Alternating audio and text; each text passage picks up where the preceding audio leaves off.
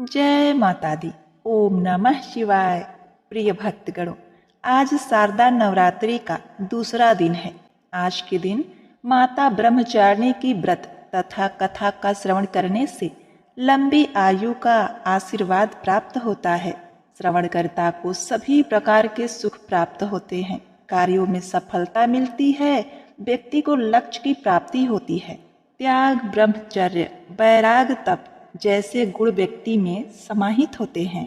ब्रह्मचारिणी देवी का स्वरूप पूर्ण ज्योतिर्मय एवं अत्यंत भव्य है। उनके दाहिने हाथ में जप की माला और बाएं हाथ में कमंडल रहता है। अपने पूर्व जन्म में जब ये हिमालय के घर पुत्री के रूप में उत्पन्न हुई थी, तब नारद जी के उपदेश से उन्होंने भगवान शंकर जी को पति के रूप में प्राप्त करने के लिए अत्यंत कठिन तपस्या की थी। इसी दुष्कर तपस्या के कारण इन्हें तपच्छारिणी अर्थात ब्रह्मचारिणी के नाम से अभिहित किया गया। 1000 वर्ष उन्होंने केवल फल फूल खाकर व्यतीत किए थे। 100 वर्षों तक केवल शाक निर्वाह किया था। कुछ दिनों तक कठिन उपवास रखते हुए खुले आकाश के नीचे वर्षा और धूप के भयानक कष्ट सहे। इस कठिन तपस्या के बाद 30,000 वर्षों तक केवल जमीन पर टूटकर गिरे हुए बेलपत्र को खाकर वह भगवान शिव जी की आराधना करती रही। इसके बाद उन्होंने सूखे बेलपत्र को खाना भी छोड़ दिया। कई हजार वर्षों तक निर्जल और निराहार तपस्या करती रही। प्रिय भक्तगणों, पत्तों को भी खाना छोड़ देने के कारण उनका नाम अपर्णा भी पड़ गया। 1000 वर्षों की कठिन तपस्या के कारण ब्रह्मचारिणी देवी का यह पूर्व जन्म का शरीर एकदम क्षीर्ण हो गया। वह अत्यंत कृशकाय हो गई, सूख के काटा हो गई। उनका शरीर पूरी तरह से सूख गया। उनकी यह दशा देखकर उनकी माता मैना रानी अत्यंत दुखी हो उठी। उन्होंने उन्हें उस कठिन तपस्या से विरत करने के लिए आवाज लगाई, उमा, अरे ओ उमा। तब से देवी ब्रह्मचारिणी का पूर्व जन्म का नाम उमा भी पड़ गया था। उनकी इसी तपस्या से तीनों लोकों में हाहाकार मच गया। देवता, ऋषि, सिद्धगण, मुनि सभी ब्रह्मचारिणी देवी की इस तपस्या को अभिभूतपूर्व बतलाते हुए उनकी सराहना करने लगे। अंत में पितामह ब्रह्मा जी ने आकाशवाणी के द्वारा उन्हें संबोधित करते हुए प्रसन्न स्वर में कहा, हे देवी, आज तक किसी ने भी ऐसी कठोर तपस्या नहीं की थी।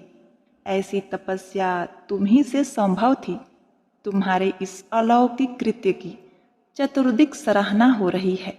तुम्हारी मनोकामना परिपूर्ण होगी। भगवान चंद्रमौली शिव जी तुम्हें पति रूप में प्राप्त होंगे। अब तुम तपस्या से विरत होकर घर लौट जाओ। शीघ्र ही तुम्हारे पिता तुम्हें बुलाने आ रहे हैं। प्रिय भक्तगणों, माँ ब्रह्मचारिणी के इस कठोर तपस्या को देखते हुए भगवान शिव जी ने कई बार उनकी परीक्षा भी ली। उस परीक्षा में देवी माँ उत्तीर्ण हुई और इससे प्रसन्न होकर महादेव भगवान भोलेनाथ ने माता ब्रह्मचारिणी को अपनी अर्धांगिनी स्वीकार किया, उन्हें आशीर्वाद दिया तथा उनसे विवाह किया। माँ दुर्गा का यह दूसरा स्वरूप भक्तों और सिद्धों को अत्यंत फल देने वाला है। उनकी उपासना से मनुष्य में तप, त्याग, वैराग्य, सदाचार, संयम की वृद्धि होती है। जीवन के कठिन संघर्षों से भी उसका मन कर्तव्य पथ से विचलित नहीं होता है। माँ ब्रह्मचारिणी देवी की कृपा से उसे सर्वत्र सिद्धि और विजय की प्राप्ति होती है। दुर्गा पूजा के दूसरे दिन इन्हीं के स्वरूप की उपासना की जाती है। इसी दिन साधक का मन स्वाधिष्ठान चक्र में उपस्थित होता है। इस चक्र में अवस्थित चित्त वाला योगी ब्रह्मचारिणी जी की कृपा व भक्ति सहज ही प्राप्त कर लेता है। एक बार प्रेम से बोलिए, माता ब्रह्मचारिणी की जय जय हो माँ शारदा, जय माँ भवानी, अपने सभी भक्तों का दुख दूर करो माँ, जय माता दी। ओम नमः शिवाय। प्रिय भक्तगणों, अब आइए सुनते हैं माता रानी की दूसरी कथा। एक राजा और एक रानी थी। बहुत दिनों तक उनके कोई संतान नहीं हुई। बहुत जप तप करने के बाद कई सालों बाद उनको एक संतान की प्राप्ति पुत्र रूप में हुई। अब राजा और रानी बहुत खुशी से अपना राजपाट संभालने लगे। कई दिनों तक ऐसे चलता रहा। देखते देखते पुत्र 4-5 साल का हो गया। एक दिन की बात है, रानी दोपहर में बच्चे के साथ सो रही थी और बच्चे की नींद खुल जाती है। वह उठकर बाहर की ओर जाने लगा, क्योंकि उसको बाहर जाने नहीं दिया जाता था। तो वह माँ को सोता देखकर उसके मन में बाहर जाकर अपनी उम्र के बच्चों के साथ खेलने की इच्छा हुई और वह छिपकर बाहर चला गया। वह खेलते खेलते बहुत दूर चला गया और वह किसी दूसरे गांव में जा पहुंचा। इधर जब रानी की नींद खुली तो वह बच्चे को अपने पास ना देखकर बहुत हैरान हुई। फिर बच्चे की खोजबीन शुरू की गई। बहुत प्रयास करने के बाद सफलता हासिल नहीं हुई, अर्थात बच्चा उनको नहीं मिला। अब राजा रानी फिर से दुखी हो गए। अब वह बच्चा उस गांव में एक ग्वाले के घर पहुंचा। तो ग्वाली ने उससे पता पूछा कि हे पुत्र, तुम कहाँ से आए हो? तो वह बच्चा अपने बारे में कुछ बता नहीं सका, क्योंकि वह बड़ा छोटा था, उसको कुछ पता नहीं था। वह केवल बच्चों के साथ खेलते खेलते दूर चला गया था। तो ग्वाला ने कहा कि जब यह बच्चा अपना नाम नहीं बता पा रहा है तो इसको अपने पास रख लो। जैसे तुम्हारे 2 बच्चे हैं वैसे ही यह तीसरा रहेगा। अब इधर वह बालक ग्वाला के बच्चों के साथ घुल मिलकर खेलने लगा और कुछ दिन बीत भी गए। एक दिन ग्वाला की नजर उस बच्चे के हाथ पर पड़ी तो वह देखा कि उसके हाथ में किसी का नाम लिखा हुआ है। तो वह बच्चे से पूछा, पुत्र, यह किसका नाम लिखा है? तो उस बच्चे ने कहा, यह हमारे पिताजी का नाम लिखा है। तो ग्वाला ने कहा कि हम आपके पिताजी का नाम ढूंढते हुए घर पर चलेंगे। अब देखिए, इधर जब राजा शिकार पर निकल जाते हैं तो रानी रोज अपने बच्चे को इधर उधर ढूंढती है, क्योंकि माँ का हृदय था। वह दिन भर तड़पती अपने बच्चे के याद में, इधर उधर बाग बगीचे में देखती कि कहीं मेरे बच्चे का कोई संदेश आ जाए। रानी यही सोचती कि इतने दिन बाद एक संतान हुई थी तो मैंने लापरवाही में वह भी अपने हाथ से गंवा दिया। अब रानी एकदम निराश होकर एक गांव में पहुंची तो वहां उसने देखा कि कुछ औरतें मिलकर देवी माता की पूजा कर रही थी। तो रानी भी वहां जाकर बैठकर पूरी पूजा देखती है और पूजा के दौरान माता रानी की कथा को बहुत मन लगाकर सुनती है। पूजा खत्म हो जाने के बाद सारी सुहागिनें रानी को प्रसाद देती हैं। तब रानी ने पूछा, बहन, आप किसकी पूजा कर रही हैं? हमको भी बताइए। तब सभी सुहागिनों ने कहा कि हम माँ भवानी, माँ दुर्गा की पूजा कर रहे हैं। माता बहुत ही दयालु हैं। यह अपने भक्तों के संकट को क्षण मात्र में दूर कर देती हैं। बस ध्यान करने वाली बात है कि तब तक आपकी मनोकामनाएं तुरंत पूरी हो जाती हैं। जब आपकी मनोकामनाएं पूरी हो जाएं तो आप तुरंत माँ देवी की पूजा करिए। आप जो मन्नतें मांगती हैं उसे पूरा करिएगा। मनोकामना पूर्ण होने के बाद माता रानी की पूजा तुरंत ही कर लेना चाहिए, उनको टालना नहीं चाहिए। तो रानी ने अपने मन में सोचा कि अगर माँ भवानी, माँ दुर्गा ने हमारा बच्चा सकुशल वापस हमारे पास पहुँचाया तो हम भी इसी तरह से सभी सुहागिनों के साथ माता रानी की पूजा करेंगे। उधर रानी का यह मन्नत मानना हुआ कि इधर ग्वाला बच्चे को लेकर उसके पिता की तलाश में निकल पड़ा। वह कई जगह ढूंढते हुए काफी देर बाद गांव के किनारे पहुंचा तो एक व्यक्ति से पूछा कि भैया, इस नाम के व्यक्ति को क्या आप जानते हैं? तो वह आदमी ने बताया, हाँ भैया, यह हमारे राजा का नाम है। उनका पुत्र खो गया है। क्या यह उन्हीं का पुत्र है? यह बताकर ग्वाला को घर का पता बताया। ग्वाला जब बच्चे को लेकर राजा के द्वार पर पहुंचा तो राजा रानी ने अपने बच्चे को देखकर लिपट कर रोने लगे और बार बार ग्वाला का धन्यवाद करने लगे। तो राजा ने पूछा कि भाई, इसको आपने कहाँ पाया? तो ग्वाला ने कहा, राजा साहब, यह बालक घूमते घूमते हमारे गांव आ पहुंचा था। तब हमने इससे इसका पता पूछा तो बालक कुछ न बता सका। एक दिन खेलते खेलते जब मेरी नज़र इसके हाथ पर गई तो उसका नाम लिखा हुआ था और उसी नाम के सहारे हमने इसको आप तक पहुंचाया है। प्रिय भक्तगणों, रानी की खुशी की सीमा न थी।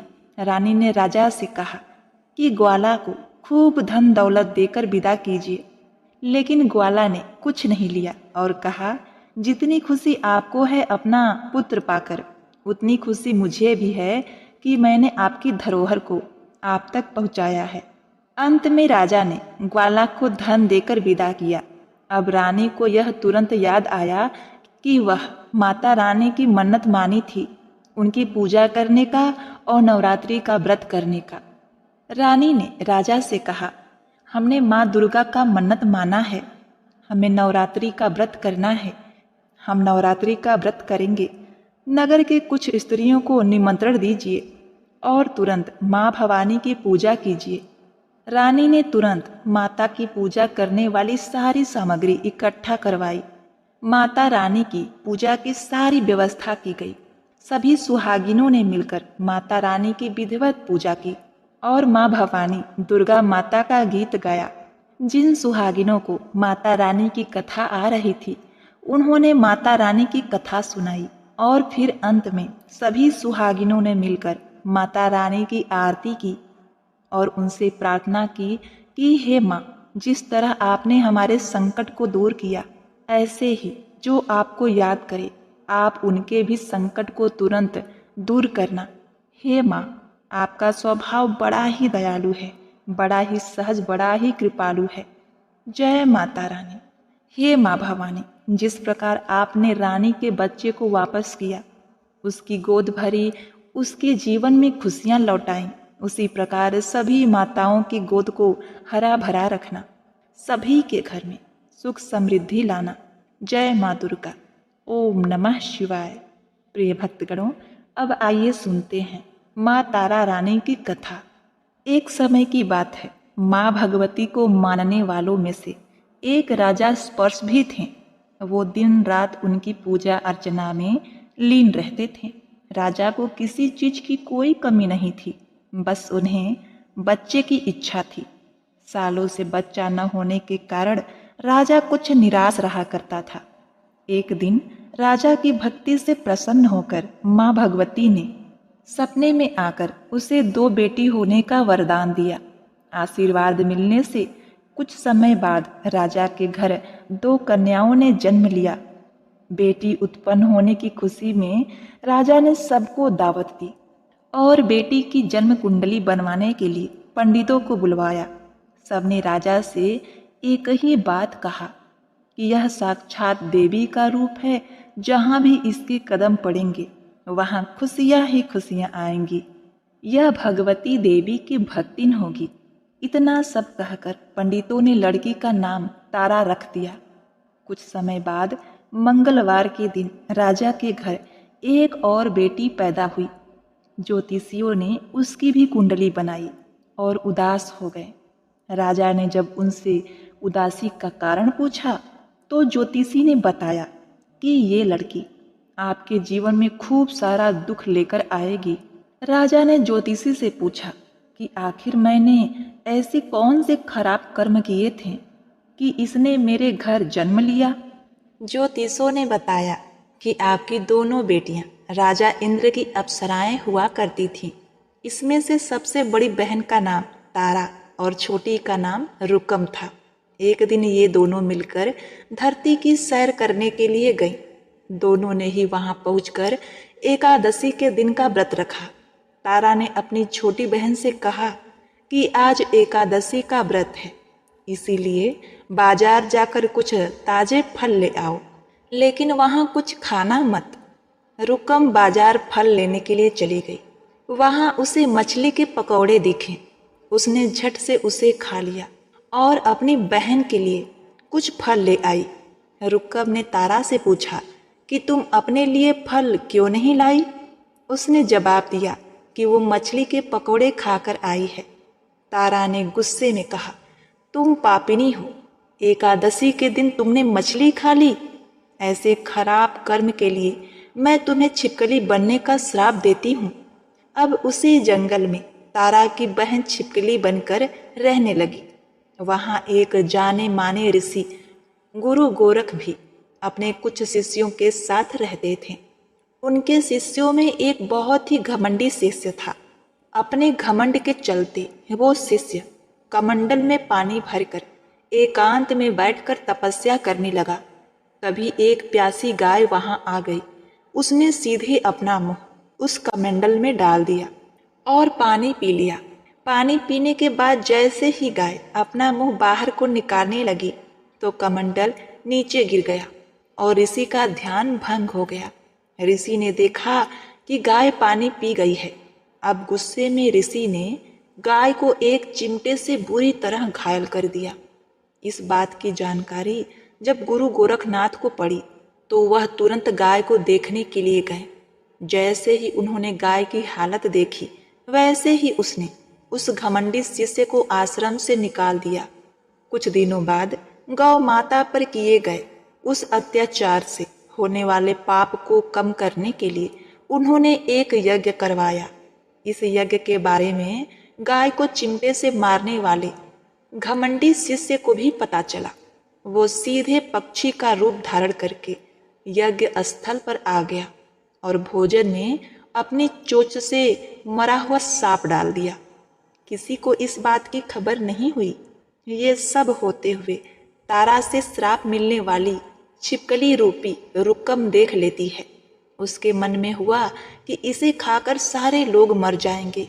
प्रिय भक्तगणों, सबकी जान बचाने के लिए छिपकली बनी रुकम सभी लोगों के सामने भोजन में गिर गई। लोगों ने छिपकली को खूब कोसा और बर्तन को खाली करने लगे। उसी वक्त भंडारा करने वालों को खाने में मरा हुआ सांप दिखाई दिया। तब कहीं जाकर सबको समझ में आया कि छिपकली सबकी जान बचाने के लिए जानबूझकर भोजन में गिरी थी। एक छिपकली होने के बावजूद भी इतने अच्छे विचार होने की वजह से यज्ञ में मौजूद सारे महत्वपूर्ण लोगों ने कहा कि हमें छिपकली की मुक्ति के लिए प्रार्थना करनी चाहिए। प्रिय भक्तगणों, अब पंडित ने राजा से बताया कि सबकी प्रार्थना से ही वो छिपकली तीसरे जन्म में आप जैसे प्रतापी राजा के घर बेटी के रूप में पैदा हुई है। वही तारा ने दूसरे जन्म तारामती के रूप में लिया और अयोध्या के राजा हरिश्चंद्र से विवाह किया। इतनी सब बातें कहने के बाद पंडितों ने राजा स्पर्श को रुकम को मारने की सलाह दी। इस बात पर राजा बोले, मैं किसी पुत्री को कैसे मार सकता हूँ? ऐसा करना पाप होगा। फिर ज्योतिष ने कहा कि एक संदूक में सोना चांदी लगवाकर उसके अंदर लड़की को रख देना और संदूक को पानी में बहा देना। उसमें लगा हुआ सोना चांदी देखकर लोग नदी से संदूक जरूर निकालेंगे और लड़की की जान बचा लेंगे। राजा ने ज्योतिषों ने जैसा बताया था ठीक वैसा ही किया। नदी में सोना चांदी जड़ा हुआ संदूक देखकर काशी के पास ही एक भिंगी ने उसे बाहर निकाल लिया। उसकी कोई संतान नहीं थी, इसीलिए उसने संदूक के अंदर की कन्या को पालने का फैसला किया। उस कन्या को भिंगी व उसकी पत्नी ने खूब प्रेम से पाला और रुक्को नाम रख दिया। बड़ी होते ही दोनों ने रुक्को का विवाह कर दिया। रुक्को की सासू माँ तारामती और राजा हरिश्चंद्र के महल में साफ सफाई का काम किया करते थे। कुछ दिनों बाद रुक्को की सासू माँ बीमार हो गई, जिसकी जगह रुक्को वहाँ काम करने लगी। तारामती ने उसे देखा और पुराने जन्म के पुण्य के कारण पहचान लिया और उसे कहा, तुम मेरे साथ बैठ जाओ। रुक्को ने बोला कि मैं तो अभागिन हूँ, इसीलिए आपके साथ नहीं बैठ सकती। तब तारामती ने उसे बताया, तुम पूर्व जन्म में मेरी ही बहन थी। तुमने एकादशी के व्रत के दिन मछली खा ली थी, तो मैंने तुम्हें दंड देते हुए छिपकली बना दिया। अब तुम्हें दोबारा मनुष्य जन्म मिला है, तो इस जन्म में माँ वैष्णो की पूजा करके पुण्य कमा लो। माँ की पूजा से तुम्हारी सारी इच्छाएं पूरी होंगी। तारामती की बात को सुनने के बाद रुक्को माँ वैष्णो से एक बेटे के लिए प्रार्थना करती है और कहती है कि अगर उसकी मनोकामना पूरी हुई तो वो अपने घर में माँ वैष्णो देवी की पूजन और जागरण करवाएगी। प्रिय भक्तगणों, माँ वैष्णो देवी उसकी प्रार्थना सुन लेती हैं और उसे एक पुत्र देती हैं। पुत्र की प्राप्ति के बाद रुक्को उसकी देखभाल और लाड दुलार में माँ वैष्णो देवी की पूजा करना भूल जाती है। ऐसा होते होते 5 वर्ष बीत गए और फिर एक दिन उस बच्चे को चेचक यानी माता निकल जाती हैं। बच्चे की ऐसी स्थिति देखकर परेशान रुक्को अपने पिछले जन्म की बहन तारामती के घर जाकर उन्हें इस समस्या के बारे में बताती है। जब तारामती ने पूछा कि तुमने माँ वैष्णो देवी की पूजा अर्चना में कोई गलती तो नहीं की, फिर रुक्को को याद आता है कि उसने माँ वैष्णो देवी का जागरण कराने का प्रण लिया था। ये बात याद आते ही रुक्को को बहुत पछतावा हुआ और मन में माँ से कहा कि बच्चे के ठीक होते ही वो अपने घर में जागरण करवाएगी। अगले ही दिन उसका पुत्र पूरी तरह से ठीक हो जाता है। तभी रुक्को ने माता रानी के मंदिर जाकर पुजारियों को कहा कि मंगलवार के दिन जागरण करवा दीजिए। रुक्को की बात सुनकर पंडित कहते हैं कि तुम यही 5 रुपए दे दो, तुम्हारे लिए हम मंदिर में ही जागरण करवा देते हैं। रुक्को कहती है, मुझे पता है कि मैं चमारिन हूँ, लेकिन आप मेरे घर आकर ही जागरण करवा दीजिए। माँ किसी तरह का भेदभाव नहीं करती हैं, तो आपको भी नहीं करना चाहिए। इस पर पंडित ने विचार विमर्श करके कहा कि अगर रानी आपके जागरण में आती हैं तो हम तुम्हारे घर आकर जागरण करवाने के लिए तैयार हैं। पंडित की बातें सुनकर रुक्को अपनी बहन रानी तारामती के पास जाती है और रानी तारामती को सारी बात बताती है। रुक्को की बात सुनकर तारामती जागरण में जाने के लिए तैयार हो जाती है। इस बात को बताने के लिए रुक्को जब पंडित के पास जाती है तब उसके बीच की बातों को सेन नामक नाई सुन लेता है। फिर वह राजा हरिश्चंद्र को जाकर सारी बातें बता देता है। राजा के मन में हुआ कि रानी को नीची जाति वालों के घर जागरण में नहीं जाना चाहिए। इसी वजह से वो अपनी अंगुली काट लेते हैं, जिससे उन्हें नींद न आए और रानी जागरण में ना जा सके। जब जागरण का समय होता है तब भी राजा को जागते हुए देखकर रानी मन ही मन माँ वैष्णो देवी से प्रार्थना करती हैं कि महाराज को नींद आ जाए ताकि मैं जागरण में जा सकूं। रानी की प्रार्थना की कुछ ही देर बाद राजा को नींद आ जाती है। फिर रानी तारामती रोशनदान से रस्सी बांधकर महल के नीचे आकर रुक्को के घर चली जाती हैं। इसी जल्दीबाजी में रास्ते में रानी का रेशमी रुमाल और एक पांव का पायल गिर जाता है। इधर कुछ वक्त बाद राजा हरिश्चंद्र की नींद टूट जाती है। नींद टूटने पर रानी को अपने पास न देखकर राजा उनकी तलाश में निकल जाते हैं। रानी को ढूंढते ढूंढते उन्हें रानी का रुमाल और पायल मिलता है। रानी की चीजों को अपने साथ लेकर राजा जागरण स्थल पर पहुंचे और एक जगह चुपचाप बैठकर जागरण सुनने लगते हैं। माँ वैष्णो देवी के जयकारे के साथ जागरण खत्म होता है और सभी को प्रसाद दिया जाता है। तब रानी अपने हिस्से के प्रसाद को झोली में डाल देती है। रानी के ऐसा करने पर लोग उनसे पूछते हैं कि वो प्रसाद क्यों नहीं खा रही हैं। अगर आप प्रसाद का सेवन नहीं करती हैं तो जागरण में आए लोग भी प्रसाद नहीं खाएंगे। तब रानी बोली कि वह प्रसाद राजा के लिए था, अब आप मुझे प्रसाद दीजिए। फिर अपने लिए प्रसाद लेकर रानी सबके सामने खा लेती हैं। रानी के प्रसाद खाते ही जागरण में सभी भक्तों ने प्रसाद खाया। इसके बाद रानी महल के लिए निकल जाती हैं। तभी रास्ते में राजा ने उन्हें रोककर पूछते हैं कि तुमने नीची जाति के घर प्रसाद खाकर खुद को अपवित्र कर दिया है। तुमने मेरे लिए भी प्रसाद रखा है, अब तुम उससे मुझे भी अपवित्र करना चाहती हो। अब मैं तुम्हें अपने महल में नहीं ले जा सकता।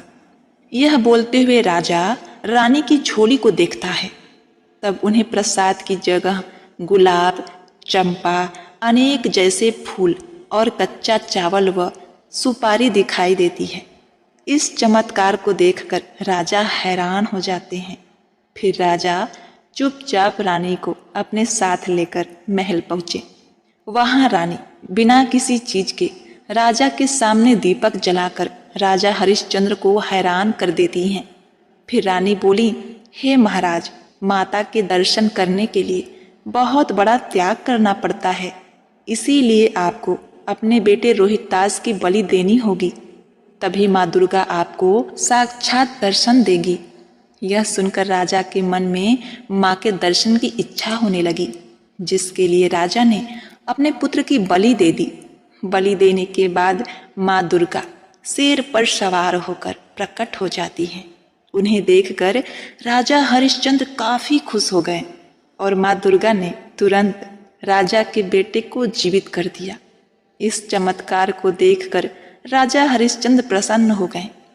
तभी राजा ने माँ की पूरी विधि से पूजा करके उनसे गलतियों की क्षमा मांगी। माँ दुर्गा ने भी राजा को खुश रहने का आशीर्वाद दिया और अंतर ध्यान हो गई। तब राजा ने रानी तारा से कहा कि मैं बहुत प्रसन्न हूँ, मुझे पत्नी के रूप में आप मिली हैं। फिर राजा हरिश्चंद्र, तारा रानी और रुक्कम तीनों अपनी मनुष्य योनि से छुटकारा पाकर देवलोक में चले जाते हैं।